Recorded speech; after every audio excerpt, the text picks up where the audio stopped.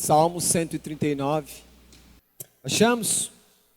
Salmo 139. Diz assim a palavra de Deus: Senhor, tu me sondas e me conheces. Sabes quando me assento e quando me levanto. De longe penetras os meus pensamentos. Esquadrinhas o meu andar e o meu deitar. E conheces todos os meus caminhos. Ainda a palavra não chegou à língua, e tu, Senhor, já a conheces toda. Tu me cercas por trás e por diante, sobre mim e pões a mão. Tal conhecimento é maravilhoso demais para mim, e sobremodo elevado, não o posso atingir. Para onde me ausentarei do teu espírito? Para onde fugirei da tua face? Se subo aos céus, lá estás. Se faço a minha cama no mais profundo abismo, lá estás também. Se tomo as asas da alvorada e me detenho nos confins dos mares, ainda lá me haverá de guiar tua mão, e a tua destra me susterá. Se eu digo, as trevas com efeito me encobrirão, e a luz ao redor de mim se fará noite, até as próprias trevas não te serão escuras. As trevas e a luz são a mesma coisa, pois tu formaste o meu interior, tu me teceste no seio de minha mãe. Graças te dou, visto que por modo assombrosamente maravilhoso me formaste. As tuas obras são admiráveis, e a minha alma o sabe muito bem. Os meus ossos não te foram encobertos, quando no oculto fui formado e entretecido como nas profundezas da terra. Os teus olhos me viram, a substância ainda informe, e no teu livro foram escritos todos os meus dias, cada um deles escrito e determinado, quando nenhum deles havia ainda. Que preciosos para mim, ó Deus, são os teus pensamentos, e como é grande a soma deles. Se os contasse, excedem os grãos de areia. Contaria, sem jamais chegar ao fim. Amém. Senhor, fala à tua igreja nessa noite, que a tua verdade venha de encontro às nossas necessidades, nos consola, nos instrui, nos exorta, que sejamos alimentados por aquilo que vem de ti, não por aquilo que está no mundo, Deus. Precisamos, Senhor, ouvir a tua doce e poderosa voz. Oramos para que o Espírito Santo nos ilumine, para ouvir, entender e praticar aquilo que entregarás a nós nessa noite. Oramos em nome de Jesus. Amém. Podem sentar.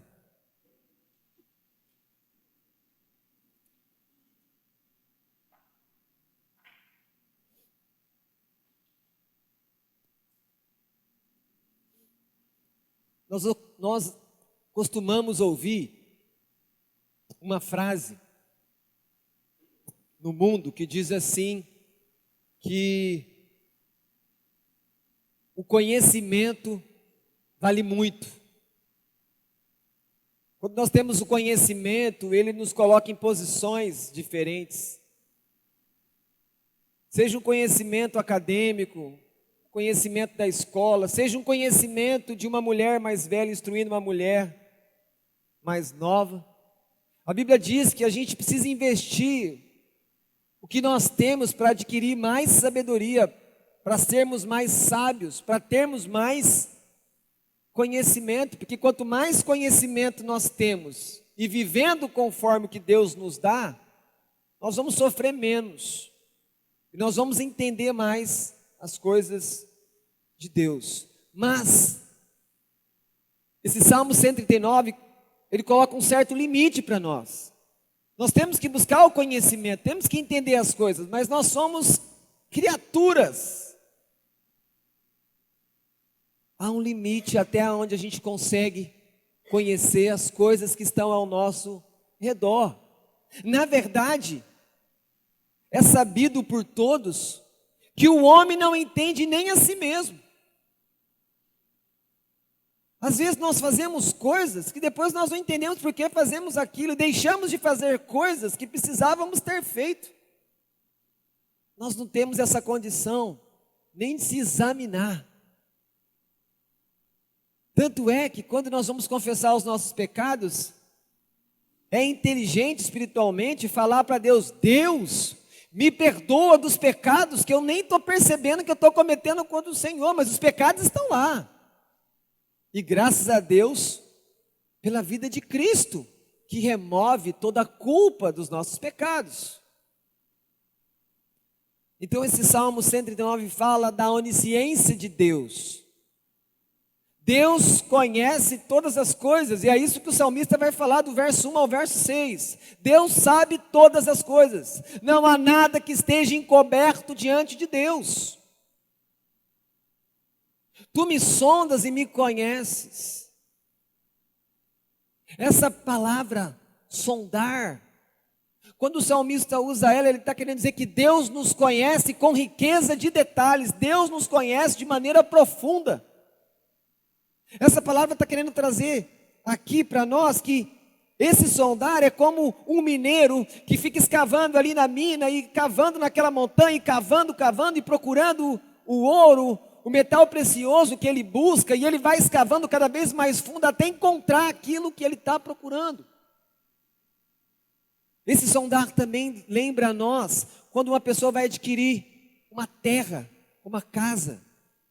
Como que nós agimos quando vamos comprar uma propriedade, um imóvel? Nós vamos olhar a terra, ver como que é o lugar. Nós olhamos o carro, como que é o carro, como que está o estofado, como que estão os pneus, e o motor desse carro, e o câmbio desse carro. Nós examinamos, nós olhamos. Então, percebam que quando ele fala que tu me sondas e me conheces, Deus, ele vem sondando, e Deus, ele consegue entrar e nos entender de uma maneira que nós não conseguimos entender. Nem a nós, nem ao outro. Deus é o único que conhece plenamente como você tem vivido. Eu posso dizer que Deus conhece o seu estilo de vida. Deus sabe o que você gosta de comer, o que você não gosta.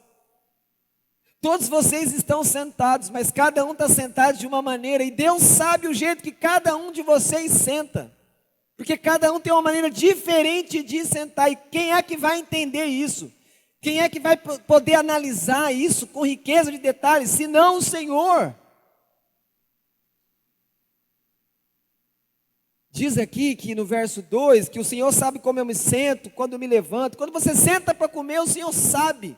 Você às vezes se aproxima da mesa, e muitos de nós somos um pouco desajeitados, e nós vivemos batendo o nosso joelho ali, na perna daquela mesa, e dói quando bate a rótula ali, mas o Senhor está nos olhando, ele já sabe, vai bater o joelho, porque está chegando um movimento equivocado. Deus já sabe antes que a gente vai bater o joelho. Deus sabe tudo o que você faz durante o dia. Deus sabe quando você está sendo ali tomado pelo sono. Deus acompanha você em todo instante, e essa análise dele é perfeita, é completa, é absoluta. Cada detalhe do seu dia é conhecido por Deus. Quando a Escritura diz que Deus me conhece, a expressão aqui é para nos levar como se fosse uma mulher que estivesse à mesa. Eu não sei se as mulheres hoje em dia fazem isso, às vezes eu estou já usando um termo que já está ultrapassado, mas lá atrás eu lembro que quando as mulheres iam, por exemplo, fazer feijão, elas colocavam o feijão em cima da mesa, e elas esparramavam o feijão, e elas ficavam separando aqueles grãos que não eram próprios para o cozimento, para ir para a panela, porque tinha pedrinha lá dentro. Mas algumas mulheres podem chegar e cortar o saco e já despejar direto, vai um pouquinho de pedrinha, alguma coisa que não tinha que ir. Então esse conhecer é como se fosse esse selecionar os grãos. Então Deus seleciona. Deus tem uma capacidade de entender as suas emoções, as suas motivações, os seus propósitos. Todos os seus pensamentos são para Deus como um livro aberto. A nossa história não é vista por Deus como se Deus tivesse que esperar a noite para saber o que vai acontecer com você. Deus conhece você como no único relance, Ele tem a sua vida inteira diante dEle, porque Ele planeja a nossa vida, Ele que nos criou, Ele que nos conduz. Literalmente, Deus está observando de maneira analítica quando os nossos pensamentos são formados. Mas como que os nossos pensamentos são formados? Será que tem uma palavra lá? Será que é como acontece quando nós falamos, que nós juntamos então as vogais e as consoantes e formamos sílabas, e depois formamos palavras, e as palavras formam orações, e isso tudo para representar o que está aqui dentro, que é o pensamento. Mas Deus, antes de todo esse processo, Ele sabe cada palavra que vamos usar, e Ele sabe por que eu estou usando aquela palavra. Ele entende, Ele sabe que um dia eu escutei uma pessoa falar aquela palavra entrou no meu vocabulário, e Ele sabe então como que Ele veio ali. Ele controla, Ele observa todo o processo. Quem pode fazer isso? Só Deus. Só Deus detém tamanho poder de literalmente ouvir os seus pensamentos mais secretos. Muitas vezes nós, os homens criados por Deus, temos pensamentos, nós temos até medo de pensar nisso que está dentro de nós. E quando eles então emergem à nossa mente, na consciência, nós fechamos a porta para eles. Nós falamos: não, eu não quero pensar em você hoje, vá embora, volte outro dia. E Deus sabe por que a gente fecha a porta para esses pensamentos que não queremos pensar. No verso 5, a Escritura diz que Deus nos cerca. Por que o pecuarista põe cerca na fazenda para depois pôr o gado? Por que ele não põe o gado primeiro e depois ele põe a cerca? Porque ele não quer perder o gado. Ele põe uma cerca porque aquilo é precioso. Então entenda isso. Tu me cercas por trás e por diante, e sobre mim põe a mão. Queridos, você está nas mãos de Deus. E a pergunta é: quem pode tirar você? Se você está em Cristo, quem pode tirar você das mãos do Senhor? Ninguém. Porque a mão dele é forte, é poderosa. Nós estamos cercados por Deus de todos os lados. De uma certa maneira, isso também nos induz a pensar que Deus está atrás, porque Ele conhece totalmente o seu passado. Deus está na frente, porque Ele sabe para onde você está caminhando. E Deus põe a mão em você, porque Ele está entendendo o seu exato momento, que chamamos de presente, o agora, o hoje. Essa mão de Deus que vem sobre você, é como se fosse aquela mão que nós fazemos, a mão de concha, quando nós queremos colocar água para beber, como estamos num lugar, não há um copo, eu preciso chegar numa torneira e fazer uma concha com a minha mão, para poder beber um pouco d'água. E por que Deus põe a mão? Por que Deus com a mão, com a forma de concha, põe a mão sobre o salmista? Porque é isso que ele fala. Tu me cercas por trás e por diante, e sobre mim pões a mão. A mão está sobre o salmista, sobre a cabeça dele, para ele entender que ele pertence a Deus. Deus é o dono dele, Deus é o Senhor dele. E por que tanta intimidade então de Deus com o salmista? Por que tanta proteção? Porque tanta presença de Deus com um homem simples, frágil, fraco, instável, que hoje vive e amanhã está morto. Porque Deus age assim. Porque Deus põe a mão. Porque os filhos de Deus são valiosos para Ele. Então Ele põe a mão dEle, a mão do Todo-Poderoso sobre aqueles que lhe pertencem. E são preciosos para Ele, são amados por Ele. E lembre-se, toda a criação é de Deus. Porque Deus criou tudo, então tudo é dele. O homem não tem nada. O homem só tem aquilo que Deus empresta. O homem só tem aquilo que Deus dá. Mas aqueles que estão em Cristo, aqueles que têm um relacionamento íntimo com Deus, além de pertencer a Deus, por Deus ser o seu Criador, eles também pertencem a Deus de uma segunda maneira. Porque Deus tem direito redentivo sobre aqueles que Ele comprou. E quem Ele comprou é dele. Mas Ele comprou porque Jesus morreu na cruz, para que os nossos pecados fossem perdoados. Então nós pudéssemos, nós pecadores, ter comunhão com Deus, sermos chamados filhos do Altíssimo. E não me venha ninguém dizer que aquilo que Deus põe a mão, e aquilo que Deus compra com a vida do filho dele não tem valor, porque tem, é Deus que põe valor. E Deus entende de riqueza, porque Ele é dono de tudo.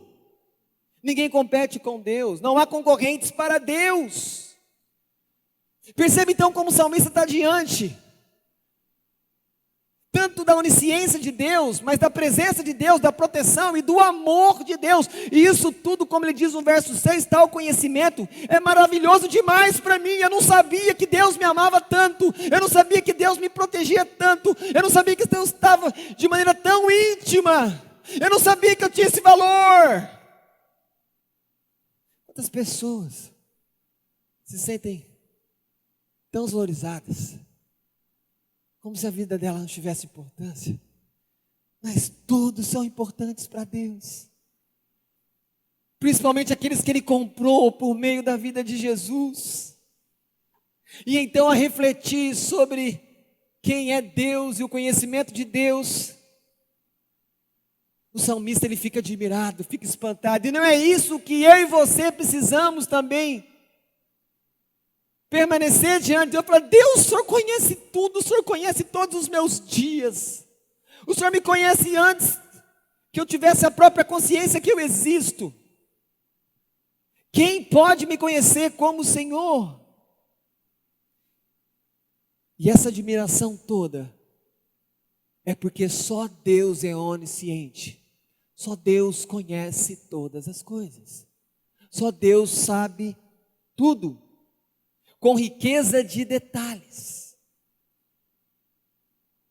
O nosso Salvador, Jesus Cristo, como que nós podemos entender em riqueza de detalhes o próprio Cristo, no sentido dele ser ao mesmo tempo Deus e homem, ao mesmo tempo?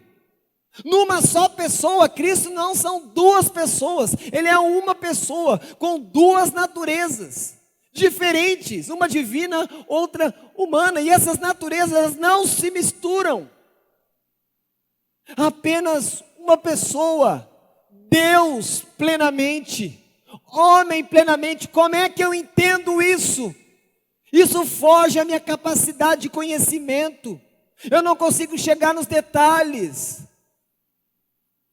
Mas eu vou poder então ignorar essa verdade, esse mistério? Não, mesmo não entendendo perfeitamente, de maneira racional, eu creio, e eu fico maravilhado. Como que é isso? Como que Cristo para sempre será Deus eterno, e será um homem num corpo glorificado, o mesmo corpo que Cristo promete àqueles que são dele.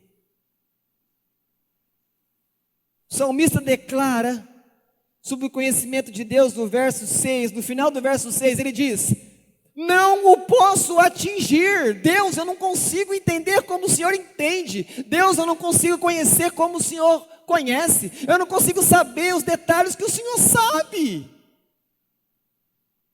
É tolice querer entender, saber todas as coisas. Você foi criado, nós somos criaturas, e isso nos faz limitados diante de um Deus onisciente que sabe tudo. Ele sabe tudo.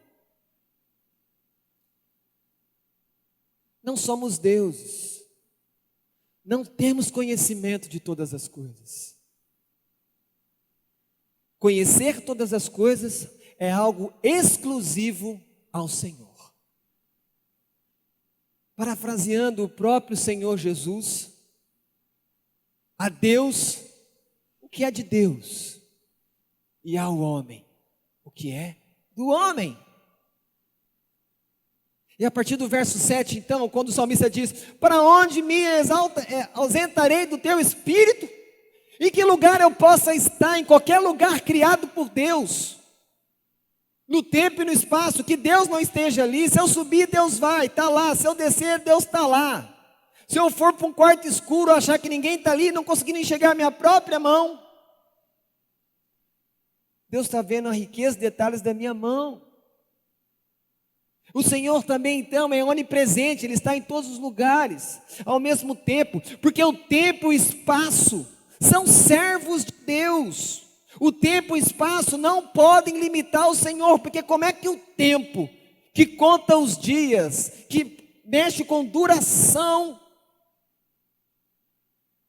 vai tratar com alguém que é eterno, que está fora do tempo, porque Ele criou o tempo, Deus criou o espaço. Então, tanto o tempo como o espaço não podem limitar a Deus, mas nós somos limitados pelo espaço, nós somos limitados pelo tempo, e somos limitados também no conhecimento. Deus não pode ser contido no espaço, Deus não pode ser contido no tempo, pois Ele criou essas coisas. E sem o tempo e sem o espaço, como nós poderíamos viver na terra que Deus criou? Pense você saindo desse culto, e você encontrasse mais 3 irmãos e falassem: nós vamos jantar juntos, e todos saíssem. Se vocês não falassem horário, se vocês não definissem um local, vocês nunca se encontrariam. O tempo e o espaço, eles nos ajudam a organizar a nossa vida. E então, chegando ao verso 13, o salmista agora vai começar a pensar e a falar desse Deus que, além de onisciente, onipresente, também é um Deus que tem todo o poder. E ele vai falar então desse poder de Deus quando ele pensa na sua própria criação. Então ele está dizendo: Deus me criou, foi o poder de Deus que me fez no ventre da minha mãe, desde a primeira célula. Deus sempre dominou a minha vida quando eu estava no ventre. Diz aqui a Escritura no verso 13: tu formaste o meu interior. Deus te conhece desde o seu início. Deus te fez em cada detalhe. Tem coisas do seu corpo que você não gosta, tem coisas que você gosta, mas uma coisa é certa: Deus fez você assim. Nós precisamos pensar um pouco sobre isso e meditar, porque ao invés de ficar muitas vezes: Senhor, eu queria ser mais alto, Senhor, eu queria ser um pouco mais baixo, Senhor, eu queria ter um pouco mais de massa, Senhor, eu tenho massa demais, Senhor, o meu cabelo não está como eu quero. Nós vivemos reclamando da maneira como Deus quis nos fazer. Não é mais sábio chegar diante do Senhor, como diz o verso 14, graças te dou. Ser grato a Deus porque você existe, porque você tem um corpo. Porque às vezes não é como você quer, é como Ele quer. Ele é Senhor. Lembrando que muitas coisas também nos nossos corpos são defeituosos como consequência do pecado que contaminou toda a criação. Toda a criação geme, está em angústia permanente, aguardando alguém que vai colocar as coisas no lugar. Porque o pecado se espalhou e contaminou tudo. Mas quando Cristo voltar, como diz Paulo aos Romanos, todas as coisas vão ser restauradas. Tudo vai ser expurgado. Diz aqui que nós fomos tecidos lá no ventre de nossas mães.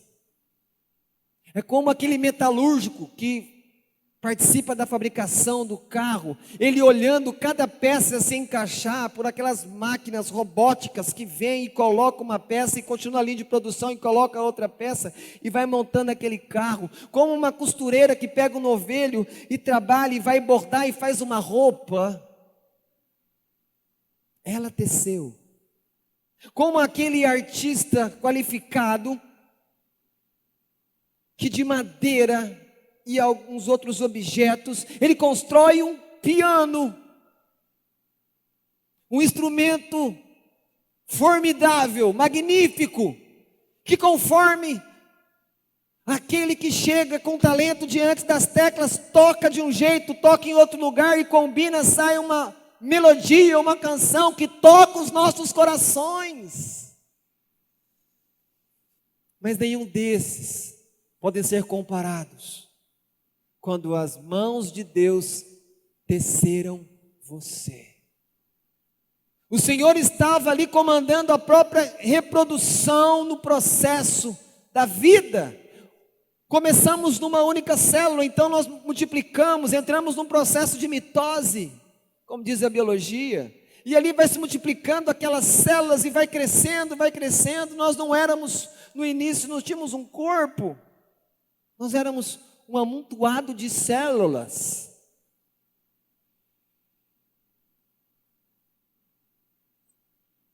Diz o Senhor a Jeremias, o profeta Jeremias: antes que eu te formasse no ventre materno, eu te conheci.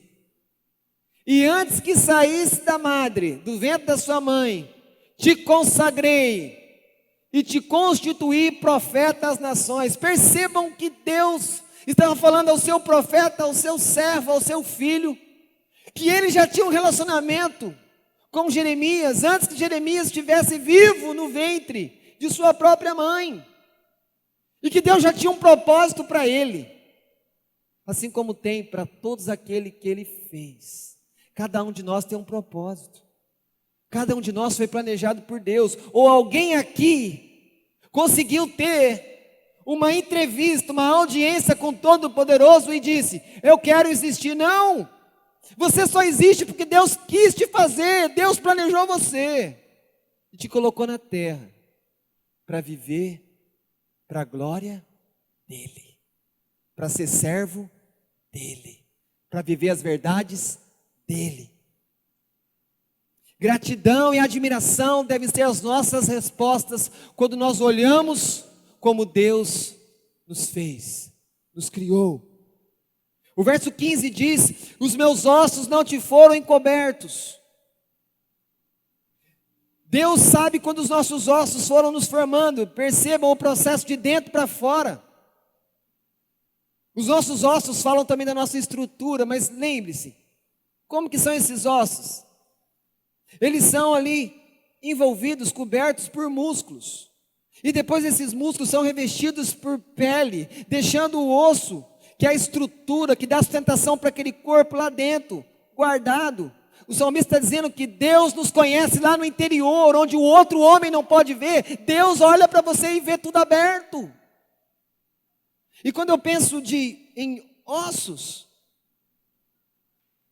é do osso, do tecido ósseo hematopoético, que surge o próprio sangue. Sim, o sangue que nos possibilita viver nesse metabolismo criado, planejado e controlado por Deus, com todas as trocas no nosso interior, no sistema vascular e tudo. É Ele que nos possibilita a vida. E começa lá no osso, então, a fabricação desse sangue. Mas então Deus conhece os seus ossos. Deus, de alguma maneira, está dizendo para nós nessa noite que eu conheço a sua estrutura. Eu conheço os seus limites. Eu sei sobre as suas emoções. Eu sei o peso que você suporta carregar. Eu fiz você. Deus tem poder para sustentar seus filhos. Nada foge ao seu controle. Nada é pesado demais para Ele. Porque Ele reina sobre os nossos corações.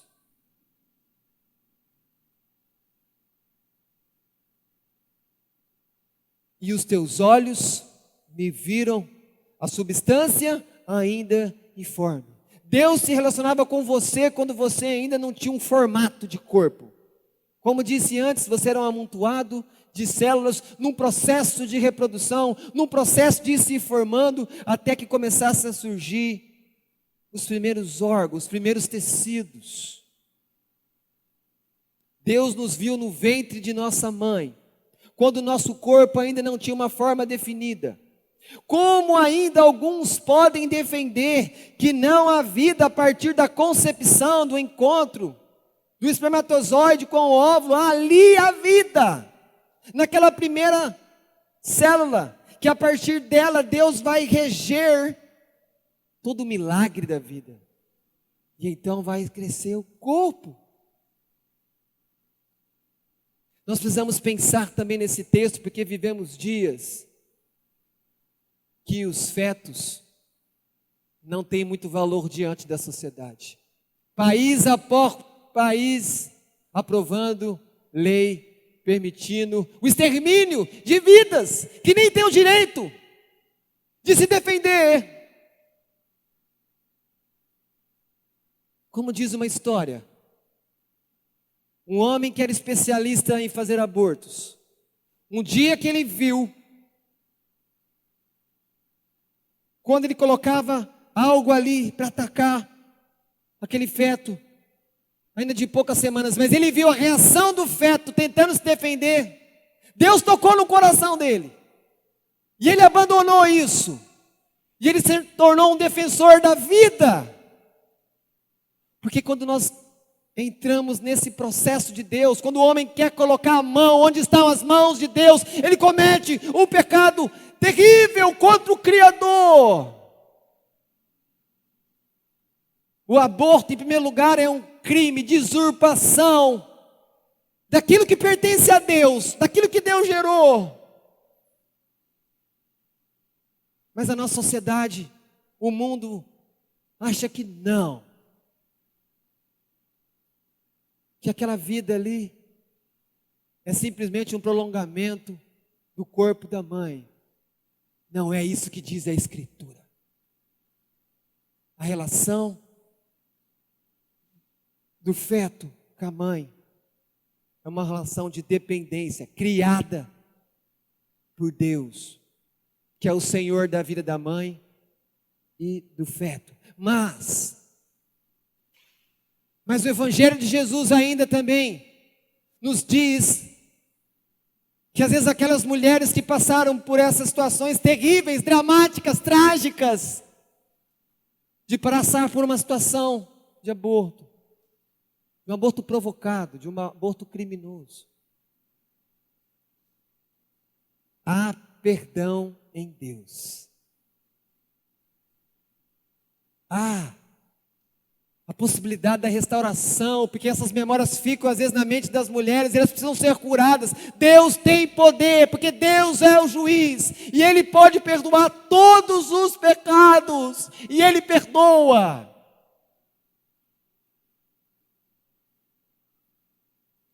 Deus conhece a sua história. O dia que você nasceu, o dia que você andou pela primeira vez, o dia que você chegou na escola pela primeira vez e você falou: não, pai, não, mãe, eu não quero ficar aqui. As crianças pequenas, elas têm dificuldade de ficar, às vezes, nas creches, nas escolas, porque elas pensam que elas estão sendo abandonadas. Ela fala: não, eu quero voltar para casa. Lá é meu lugar, aqui não, lugar estranho, gente estranha. E aí quando ele cresce mais um pouco, ele fala: agora eu vou ficar aqui não. Para muitas crianças, a escola é uma prisão. Não. A escola é um lugar onde Deus dá conhecimento para as nossas crianças. A matemática de Deus, aprender a nossa língua, a biologia de Deus, a física de Deus. Se nós temos essa instituição chamada escola, professores, para as crianças, é porque Deus planejou. Deus nos deu essa agência nas cidades que nos abençoam tanto. Deus, Ele contemplou a sua satisfação, a sua alegria, quando você recebeu o seu primeiro salário, seu primeiro pagamento, quando caiu na sua mão. Esse dinheiro é seu, você mereceu, porque pagamento é uma coisa merecida, diferente da salvação, que ninguém merece, e Deus te dá como presente. E aí você pegou aquele dinheiro e falou: nossa, esse dinheiro é meu, o primeiro dinheiro que eu trabalho. Até hoje só conhecia o dinheiro que vinha do papai e da mamãe. E papais e mamães, cuidado de ficar dando dinheiro para tudo que as crianças fazem. Elas precisam também participar das coisas da casa, porque elas também recebem os bens da casa, usufruem da casa. Elas precisam participar também ajudando, guardando, conforme a idade delas, de maneira pedagógica. Cada pessoa foi planejada no céu para experimentar a vida que Deus nos dá na terra. Verso 16: e no teu livro foram escritos todos os meus dias, cada um deles escrito e determinado. Percebam, Deus determinou. Todos nós temos um tempo, porque se fomos criados por Deus e Ele é o nosso Criador, então Ele escolheu o dia para a gente vir, e Ele no dia nos leva, nós somos dEle. Isso diante dEle já está tudo ali escrito, está pronto. Quando pensamos nisso, que a nossa vida é planejada por Deus, mas podemos então indagar: Senhor, e as minhas decisões, e a minha capacidade de escolha? Nós temos capacidade de escolher, mas lembre-se, todas as nossas escolhas, elas vão estar sempre limitadas pela soberania de Deus. E o grande mistério é entender como que relaciona-se a soberania de Deus declarada na Escritura com a nossa capacidade de tomar decisões, de escolher as coisas, escolher caminhos. Isso é um mistério que não vamos entender desse lado da vida. Finalmente, o final do verso 16 diz que quando nenhum deles havia ainda. Deus sabia como que ia ser a sua vida antes que você existisse. Como que isso é possível? Deus é presciente. E isso causa o que no salmista? Verso 17: que preciosos para mim, ó Deus, são os teus pensamentos. O coração dele aqui fica mais emotivo, porque ele contempla essas verdades sobre ele, sobre como ele foi feito pelo próprio Deus. E então ele fica maravilhado, porque ele entende que Deus conhece ele com riqueza de detalhes que nenhum homem conhece. E finalmente, quando o salmista chega nos versos 23 e 24, depois dele falar da onisciência de Deus, da onipresença e da onipotência, porque Deus é todo poderoso, então nós podemos entender junto com o salmista por que ele diz o que diz nos versos 23 e 24, quando ele fala: sonda-me, ó Deus, e conhece o meu coração, prova-me, conhece os meus pensamentos. Olha o que ele está pedindo para Deus. Vê se há em mim algum caminho mau e guia-me pelo caminho eterno. O salmista está falando: Deus, ajuda-me a analisar. Deus, prova o meu coração e me guia.